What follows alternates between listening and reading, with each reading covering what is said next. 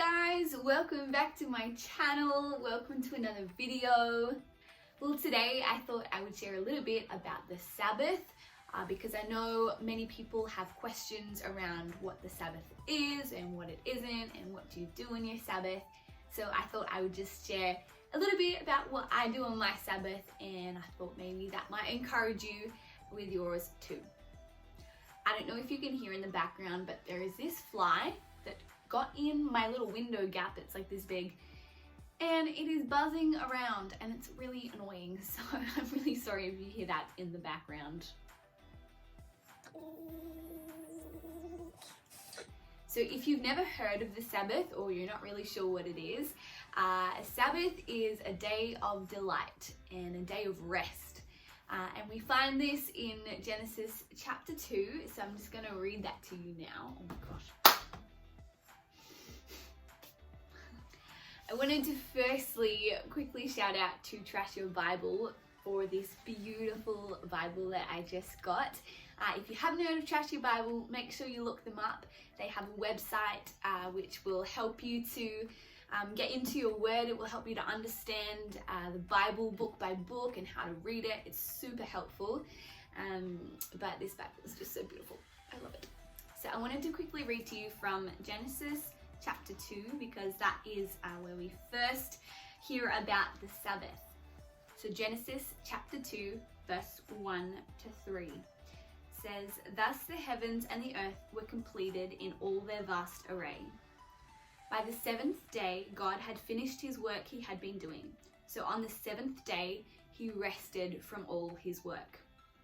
Then God blessed the seventh day and made it holy, because on it he rested from all the work of creating that he had done." So right from the beginning, we see that the Sabbath is a really important day of rest, and God actually leads us in an example, and he shows us how to take a day of rest from our work and to delight in his creation.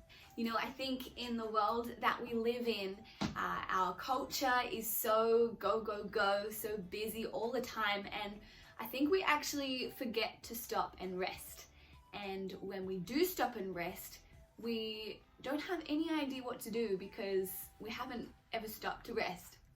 And I think this is the problem that many of us face, is that we actually don't have any idea what we enjoy doing anymore. In Hebrews chapter 4, the Bible talks about a Sabbath day of rest for God's people. So Hebrews chapter 4 verse 1 says, "Therefore, since the promise of entering his rest still stands, let us be careful that none of you be found to have fallen short of it." And this is in context of Joshua and entering into the promised land.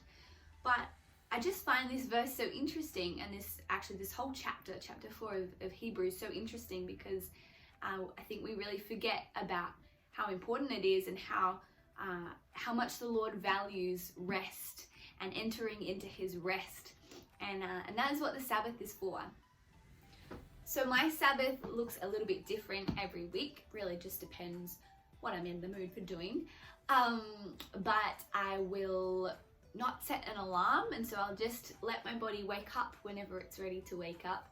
And then I will make my coffee and I will take it down to the beach. And I sit on the beach with my coffee and spend some time with Jesus. This is kind of my daily routine as long as I am not needing to go to work or to college super early. But I have my coffee and hopefully the sunshine and the beach and Jesus, and that is really all I need in life. So sometimes I might go for a walk on the beach.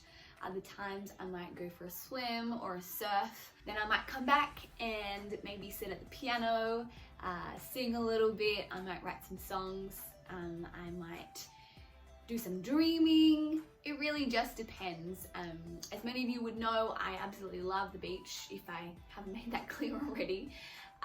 So I might go beach exploring. The point is that everything that I do on my Sabbath is something that brings me joy, that makes my heart and soul happy, and is spending time with Jesus. But your Sabbath will look different, and so I wanted to give you some quick tips just to encourage you and help you to figure out maybe what your Sabbath might look like. So tip number 1 is that you need to set aside a time for your Sabbath. So for me, that's a Saturday because it is a full day that I have that is uninterrupted. For you, that might be a different day, but pick a full day if you can. If you really don't have time, pick a half day, but definitely recommend the full day. And do your best to keep that day as your Sabbath. Don't do assignments on that day. Don't work on that day. Just make it a day where you have time to do what you love. Tip number 2 is to spend a little less time on social media. I know social media can be such a big distraction in our world, and I haven't got to the point yet where I can go a full day without it, but I do turn off all of my apps every night from 8 p.m. and they don't come on again until 7 a.m. And this just makes sure that I don't spend time scrolling through my phone when I'm going off to sleep or as soon as I wake up in the morning. But this is something I definitely recommend doing, just spending a little less time on social media and a little more time connected into the real world. Tip number 3 is to write down what you enjoy doing. Now, I mentioned a little bit earlier what I enjoy doing, but that list is going to look different for you. So write down a list of things you enjoy, things that make you feel refreshed and re-energized, and spend your Sabbath doing those things. But again, it is a day of rest, so make sure you don't fill up your whole day with doing things like I sometimes do, because that's not the point. The point is that we are feeling rested and refreshed and recharged. Tip number 4 is to know how you best connect with God. For me, that's definitely the beach.